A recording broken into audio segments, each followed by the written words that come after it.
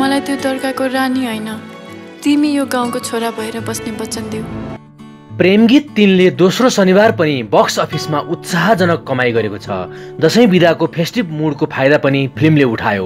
पहिलो साताभन्दा दोस्रो सप्ताहन्तमा फिल्मको मल्टिप्लेक्स अक्युपेन्सीमा ठुलै अङ्कको गिरावट देखिएको छैन। क्युएफएक्स सहित मुलुकका ठुला मल्टिप्लेक्समा दोस्रो सप्ताहन्तको अक्युपेन्सी शनिबार 50 देखि 100% देखिएको छ। नयाँ रिलिज भन्दा पनि हामी दोस्रो शनिबार पनि माथि देखिएका छौँ, निर्माता सन्तोष सेनले भने।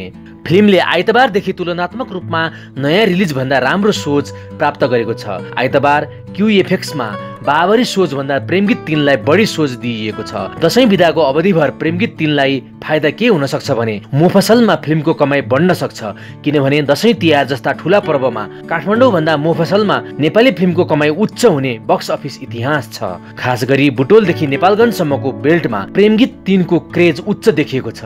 रिलिज पूर्व निर्माताले चलाएको आक्रामक पब्लिसिटीको फाइदा पनि फिल्मलाई छ। निर्माता सेनका अनुसार फिल्मले पहिलो साता 7 करोड 96 लाख रुपियाँ ग्रस कलेक्सन गरेको छ। दोस्रो साता फिल्मले 10 करोडको आँकडा नेपाली बक्स अफिसमा पार गर्ने अनुमान निर्माताको छ। के प्रदीप खड्का स्टारर फिल्म त्यो कोसेढुङ्गा पार गर्न समर्थ होला?